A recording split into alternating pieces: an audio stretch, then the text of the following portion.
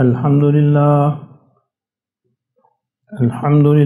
نحمده ونستعينه ونستغفره ونؤمن به ونتوكل عليه ونعوذ بالله من شرور أنفسنا ومن سيئات أعمالنا من يهده الله فلا مضل له ومن يضلله فلا هادي له ونشهد أن لا إله إلا الله وحده لا شريك له ونشهد أن سيدنا ومولانا محمدا عبده ورسوله أما بعد فأعوذ بالله من الشيطان الرجيم بسم الله الرحمن الرحيم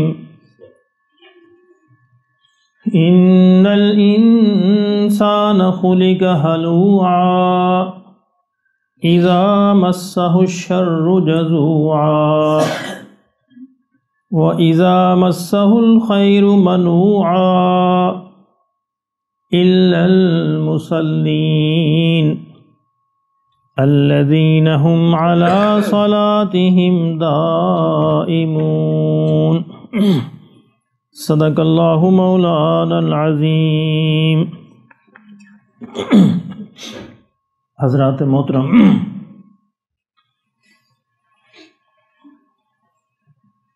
اسلام نے، اسلامی شریعت نے ہمیں کچھ عبادات عطا فرمائی ہیں جن میں نماز ہے، روزہ ہے، زکوٰۃ ہے، حج ہے۔ ان عبادات کا اصل مقصد تو آخرت میں کامیابی ہے، جنت کا حصول ہے، اللہ کی رضا ہے۔ یہ ساری چیزیں ایک ہی نام ہے، اللہ کی رضا کہہ لیں، جنت کا حصول کہہ لیں۔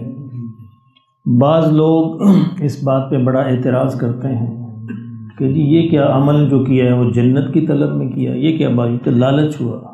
بھی جنت اللہ کی رضا کا دوسرا نام ہے۔ جنت کہہ لیں، اللہ کی رضا کہہ لیں، یعنی جنت اللہ کی رضا کا مظہر ہے۔ اللہ راضی ہو جائے تو اللہ اس میں جنت عطا فرماتے ہیں۔ تو یہ جنت مل جائے یا اللہ کی رضا مل جائے، ایک ہی چیز ہے، ایک ہی چیز کا نام ہے۔ یہ ایسے دھوکہ دینے کے لیے، لوگوں کو عبادات سے ہٹانے کے لیے اس طرح کی باتیں کی جاتی ہیں۔ تو عبادات کا اصل مقصد تو یہی ہے کہ ہمیں اللہ کی رضا نصیب ہو جائے، آخرت میں انسان کامیاب ہو جائے، جنت میں جانے والا بن جائے۔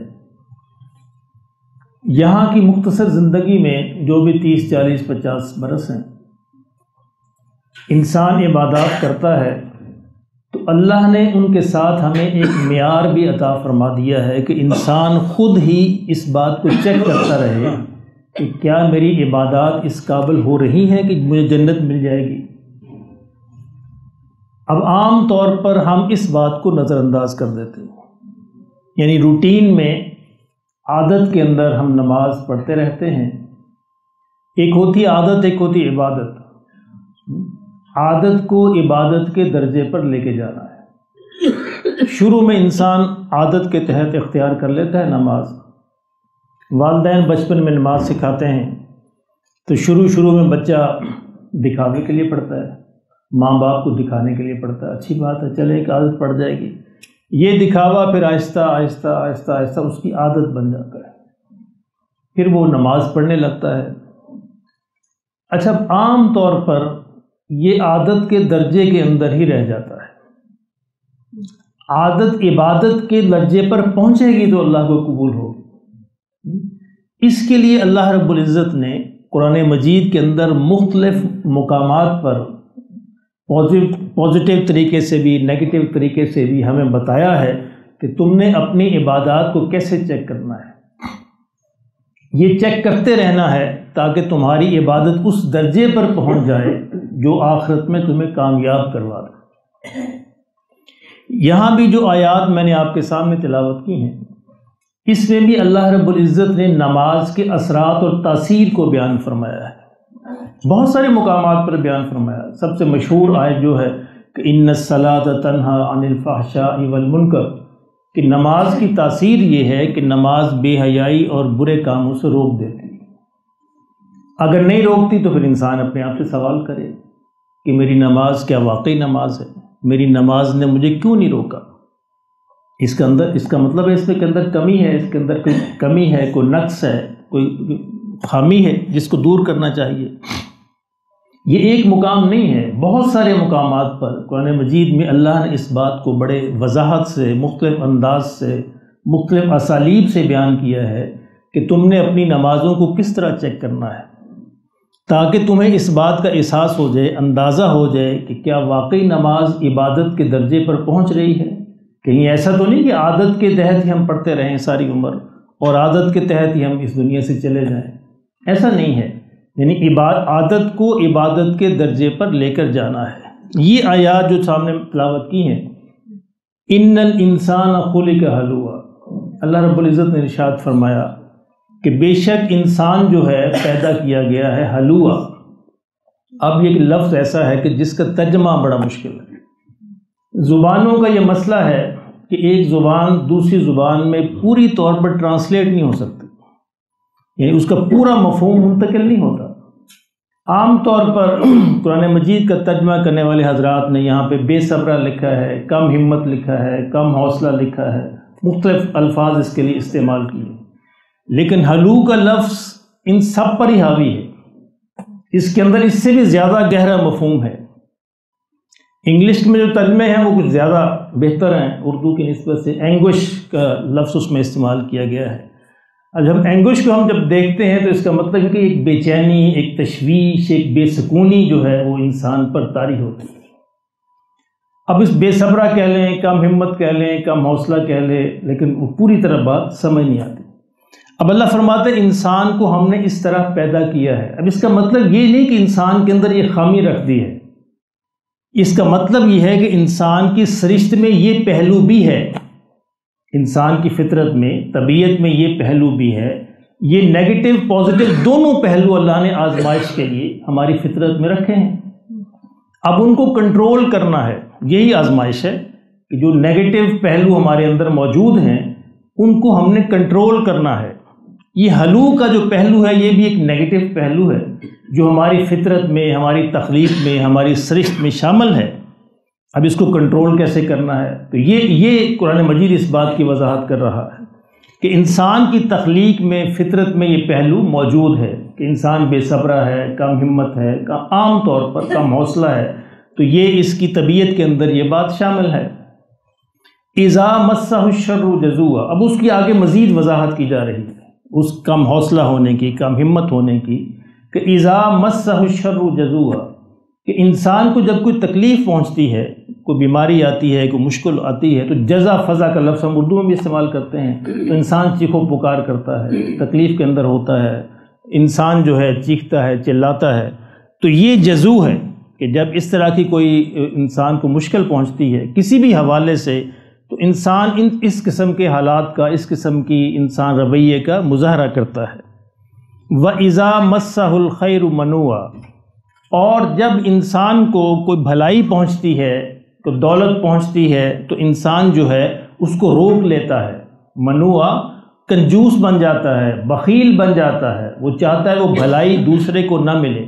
اب یہ بھی انسان کی طبیعت کا ایک نیگیٹو پہلو ہے، منفی پہلو موجود ہے کہ انسان کو جب بھلائی ملے، خیر ملے، دولت، خیر کا لفظ جو ہے سب چیزوں پہ حاوی ہے، بھلائی پہ بھی، نیکیوں پر بھی، اور دولت پر بھی، ہر اچھی بات پر یہ سارا حاوی ہے کہ جب بھی پہنچے تو انسان کے تحت ساری مجھے ہی مل جائے، دوسرے کو نہ ملے۔ اب انسان نے اپنی اس طبیعت کو روک کر اس کو روکنا ہے کہ دوسرے کو بھی مل جائے۔ میں تین پہلو اللہ نے بیان فرمائے، یعنی انسان کی سرشت میں، طبیعت میں تین منفی پہلو ہیں، ایک ہلو، ایک جزو اور ایک منو۔ ہلو کیا ہے؟ کم ہمت، کم حوصلہ، کم بے صبر ہونا، اس طرح کے بے سکونی، بے چینی، تشویش، یہ سارے پہلو ہلو کے اندر شامل ہے۔ جزو کے اندر ہے چیخو پکار کرنا، چیخنا چلانا، انسان کو تکلیف پہنچتی نا عام طور پہ۔ آپ نے دیکھا ہوگا کہ بعض حضرات جب تھوڑا سا بیمار ہوتے ہیں تو بہت چیختے چلاتے ہیں۔ ہر انسان کی طبیعت ہے اپنی اپنی، اور عام طور پہ برداشت کرنا چاہیے، صبر کرنا چاہیے، لیکن ہر ایک کی اپنی طبیعت ہے۔ اور اسی طرح منو کا جو لفظ جو ہے کہ انسان کو جب بھی کوئی خیر، کوئی نیکی، کوئی بھلائی اور کوئی دولت، اس طرح کی کوئی نعمت ملتی ہے تو انسان یہ چاہتا ساری مجھے ہی مل جائے، یعنی انسان کا پیٹ نہیں بھرتا، نہیں چاہتا کہ دوسرے کو بھی ملے۔ اور فرمایا کہ اس سے ہم کیسے بچ سکتے ہیں؟ یہ ساری چیزیں جو ہے نیگیٹو پہلے جو ہیں انسان کی طبیعت میں، فطرت میں، کیسے بچ سکتے ہیں؟ کون بچتا ہے؟ الا المصلین، نمازی بچتے ہیں۔ اللہ اکبر، اس سے نمازی بچتے ہیں۔ اب آگے نا معیار آ گیا، 3 معیار دیکھ لیے، حلو اور جزو اور منو۔ اگر ہماری نماز نے ہم سے یہ نیگیٹو پہلو دور نہیں کیے، اس کا مطلب نماز ابھی عبادت نہیں بنی۔ عبادت بنتی تو لازمی دور کر دیتی، اللہ نے بڑے واضح طور پہ یہاں پر الا المصلین، لیکن جو نمازی ہیں ان کے اندر یہ نہیں ہوتا، ان کی نماز جو ہے اس بات کو کنٹرول کر دیتی ہے، کنٹرول ہو جاتا ہے، وہ اس کو قابو کے اندر لے آتے ہیں۔ انسان کی طبیعت کے جتنے بھی نیگیٹو پہلو ہیں، یہی ہماری آزمائش ہے کہ ہم نے دنیا میں رہتے ہوئے موت سے پہلے ان کو قابو کرنا ہے، ان کو ایک کنٹرول کرنا ہے، ان کو ایک ختم کرنا مقصود نہیں ہے، یہ ختم ہوتے بھی نہیں، یہ اللہ نے رکھے ہیں، ختم نہیں ہوتے۔ اللہ کہتے ہیں کہ اس کو کنٹرول کیا جائے، جسے کہتے ہیں جب غصے کا ذکر ہوتا ہے قرآن مجید میں تو اللہ یہ نہیں کہتا کہ وہ غصے کو ختم کر دیتے ہیں، کہتے ہیں والکاظمین الغیظ، غصے کو پی جاتے ہیں، برداشت کرتے ہیں، کنٹرول کرتے ہیں۔ پتہ ہے کہ ختم نہیں ہو سکتا، یہ کبھی بھی ختم نہیں ہوگا، یہ ہے کہ اس کو پی جانا، برداشت کرنا، کنٹرول کرنا۔ سملرلی یہ جو پہلو جو ہیں تینوں، یہ بھی ختم تو نہیں ہوں گے، لیکن اللہ فرماتے ہیں کہ نمازیوں کے کنٹرول کے اندر آ جائے۔ اب ایک نمازی کے کنٹرول میں اگر نہیں ہے، اس کو بے سکونی بھی ہے، بے چینی بھی ہے، تشویش بھی ہے، اور وہ تکلیف کے اندر چیخ و پکار بھی کرتا ہے، جزا فضا بھی کرتا ہے، اور جب کوئی بھلائی اس کو ملتی ہے تو وہ چاہتا ہے کہ دوسرے کو نہ ملے۔ اب نماز بھی پڑھ رہا ہے اور یہ پہلو بھی موجود ہے۔ دیکھیں قرآن مجید میں جس پہلی میں نے جو آیت پڑھی ہے کہ ان الصلاۃ تنہا عن الفحشاء والمنکر، وہاں بھی یہی بات بیان کی گئی کہ نماز کی یہ تاثیر ہے، نماز کی یہ خوبی ہے، نماز کے اندر یہ اثر ہے کہ نماز اس کاموں سے روک دیتی، نہیں روکتی تو پھر انسان اپنے آپ سے سوال کرے کہ میری نماز مجھے کیوں نہیں، اس کا مطلب نماز چھوڑنا نہیں ہے، اس نماز کو بہتر بنانا ہے، اس نماز کو اس درجے پہ لے کے جانا ہے کہ وہ عادت سے عبادت بن جائے، جب عبادت بنتی ہے تو پھر انشاءاللہ وہ ان کاموں سے روک دے گی۔ تو یہاں بھی ان آیتوں کے اندر بھی دیکھیں بعض صورتوں میں پھر نیگیٹو انداز سے اللہ بیان فرماتا ہے۔ سورہ معون آپ پڑھیے، ارائیت الذی یکذب بالدین فذلک الذی یدع الیتیم ولا یحض علی طعام المسکین فویل للمصلین الذین هم عن صلاتهم ساہون الذین هم یراؤون۔ یہاں نیگیٹو انداز میں بتایا کہ یہ منفی پہلو نہیں ہونے چاہیے، یعنی نماز کے سستی نہیں ہونی چاہیے، نماز کے اندر دکھاوا نہیں ہونا چاہیے، نماز کے اندر کوئی کمی اور اس طرح کی بات نہیں ہونی چاہیے، تو پھر نماز جو ہے پوری نماز بنے گی۔ یہاں دوسرے پہلو سے بیان فرمایا کہ انسان کی سرشت اور طبیعت اور اس کی فطرت کے اندر یہ جو منفی پہلو ہیں حلو اور جزو اور منو کا، اس کو کنٹرول ہو جائیں گے۔ کنٹرول کیسے ہوں گے؟ نماز کے ذریعے ہوں گے۔ اب ہماری نماز، اصل میں ہمارا المیہ کیا ہے کہ ہماری نماز ایک عادت ہے، ایک ہم آٹو موڈ پہ لگے، گاڑی ہوتی ہے نا آٹو موڈ پہ لگی ہوتی ہے، اس کو کوئی مسئلہ نہیں، بس آپ نے اسٹیئرنگ پکڑا اور گاڑی جا رہی ہے، آٹو موڈ پہ لگی ہوئی، کوئی مسئلہ نہیں اس کو۔ تو اسی طرح کی ہماری نماز ہوتی ہے، عادت کے تحت ایک آٹو موڈ پہ ہم پڑھتے ہیں۔ نماز کو اگر نماز بنانا ہے تو نماز کو آٹو موڈ سے نکال کر مینول موڈ پہ لے آئیں، گیئر اس سے خود تبدیل کریں۔ گاڑی کے جب گیئر خود تبدیل کرنا ہوگا تو پھر انسان بڑا چوکس رہتا ہے نا، اس کو بڑا ہوشیار رہتا ہے کب میں نے اس کو تبدیل کرنا ہے، اور جب آٹو پہ تو بس ٹھیک ہے اسٹیئرنگ پکڑا ہوا گاڑی جا رہی۔ تو نماز بھی ہماری اصل میں آٹو موڈ پہ ہوتی، اس کو آٹو موڈ سے نکال کر ہمیں مینول موڈ پہ لانا ہے۔ ہر مرحلے پہ، ہر رکن پہ ہمیں یہ سوچنا ہے، غور کرنا ہے کہ ہمیں اللہ کے حضور کھڑا، قیام کے اندر کھڑا۔ ابھی چند دن پہلے ایک بھائی پوچھ رہے تھے کہ بھی نماز کے بعد ہم سلام کیوں پھیرتے ہیں، سلام کیوں کہتے ہیں، السلام علیکم ورحمۃ اللہ، السلام علیکم کہتے ہیں نماز کے بعد۔ میں نے عرض کیا کہ نماز کے بعد ہم سلام اس لیے کرتے ہیں کہ آقا دو عالم صلی اللہ علیہ وسلم نے ارشاد فرمایا الصلاۃ معراج المومنین، نماز مومنین کی معراج ہے۔ جس طرح آقا دو عالم صلی اللہ علیہ وسلم کو اللہ نے ساتوں آسمانوں پہ بلا کر معراج نصیب فرمائی، تو اس کے تحفے کے طور پر مومنین کو یہ معراج دی کہ تم زمین پر کھڑے ہو کر ہی اللہ کے حضور حاضر ہو سکتے ہو۔ یہ گویا اسی طرح ہے، گویا تم اللہ کے حضور حاضر ہو گئے، عرش کے سامنے کھڑے ہو، اللہ سے باتیں کر رہے ہو، اللہ آپ سے مخاطب ہے، آپ اللہ سے مخاطب۔ تو جب انسان سفر پہ جاتا ہے، کہیں دور جاتا ہے، تو واپس آتا ہے تو گھر والوں کو سلام کرتا ہے نا، ملنے جلنے والوں کو سلام کرتا ہے کہ میں سفر سے واپس آ گیا۔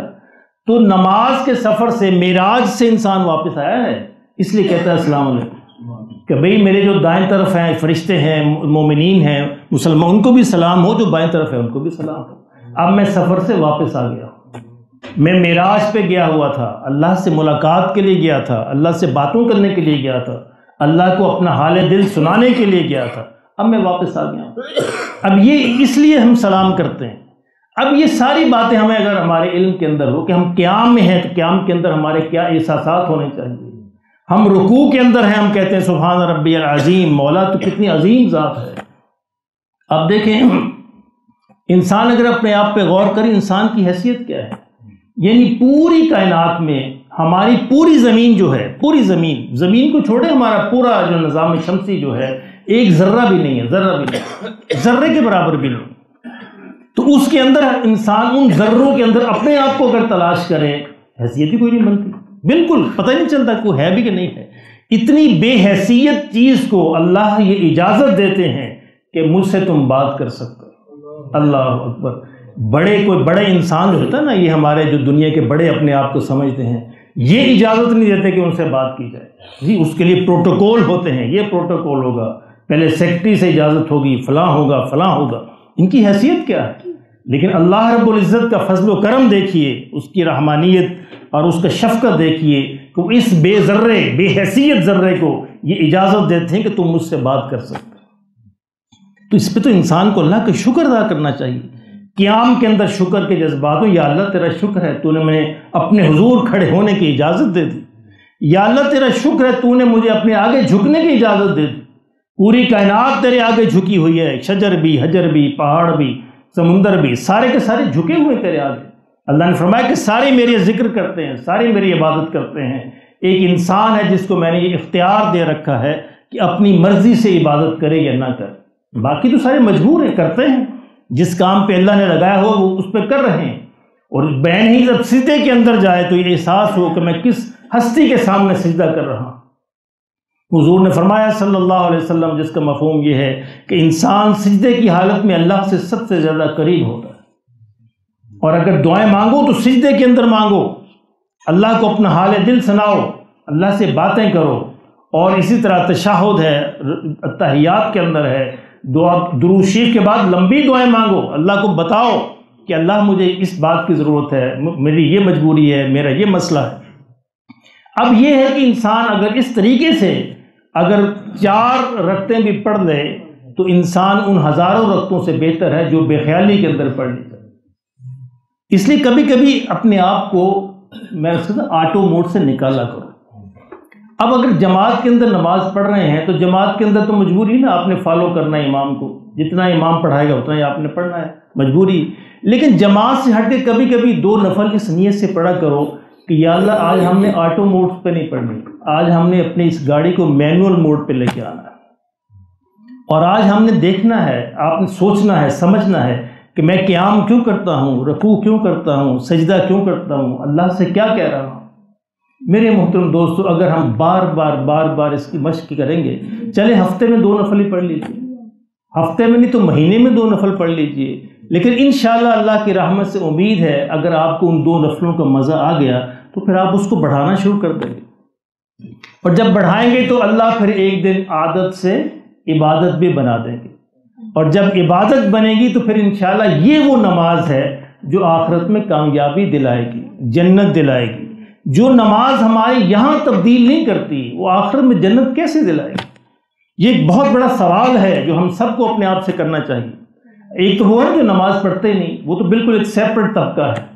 ایک وہ جو مسجد کے اندر جو موجود ہیں الحمدللہ ثم الحمدللہ، ان کو اپنے آپ سے سوال کرنا چاہیے کہ ہم محنت بھی کرتے ہیں، وقت بھی دیتے ہیں، وضو بھی کرتے ہیں، ساری مشقت اٹھاتے ہیں، لیکن اس کے باوجود جو ہے یا اللہ ہماری نماز عبادت بن جائے، عادت سے نکل آئے، یا اللہ یہ اثرات ہو جائیں، یہ جو آپ نے فرمایا کہ ہمارے اندر یہ منفی جو پہلو ہیں ہلو کا اور جزو کا اور منو کا، یا اللہ میری نماز تو یہ ٹھیک نہیں کر رہی، میں تو بے سکون بھی ہوں، بے چین بھی ہوں، تشویش بھی ہوتی ہے، جزا فضا بھی کرتا ہوں، اور یا اللہ میں تو خیر کو روکتا بھی ہوں، کنجوس بھی ہوں، بخیل بھی ہوں، مولا میری نماز کو نماز بنا دے۔ ایک تو یہ ہے کہ انسان کو جیسے میں نے عرض کیا کہ آٹو موڈ سے نکالیے اور مینول پہ لائیے، اور دوسرا اللہ کے آگے دعا کیجیے، اللہ سے ڈھیر ہو جائیے کہ مولا میں بے بس ہوں، میں نے بڑی کوشش کی 50-60 برس کو، مالک میری نماز نہیں بنی، تم میرے حال پہ رحم فرما دے۔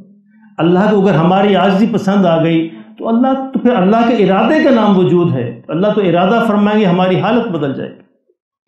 اور بڑی اللہ کی رحمت سے امید ہے کہ اگر موت سے پہلے ایک نماز بھی ایسی نصیب ہو گئی تو اللہ کی رحمت سے امید ہے کہ اس کے صدقے اللہ ساری قبول فرما لے۔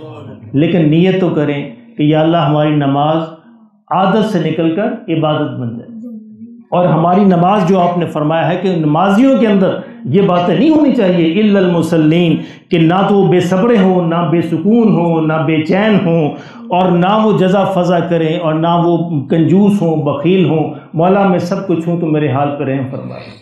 امید ہے کہ اللہ اس کے صدقے رحم فرمائے گے، لیکن کوشش کرنا ہمارے ذمہ ہے، کوشش کریں گے، قدم اٹھائیں گے تو انشاءاللہ پھر اللہ آگے برکت عطا فرمائیں گے۔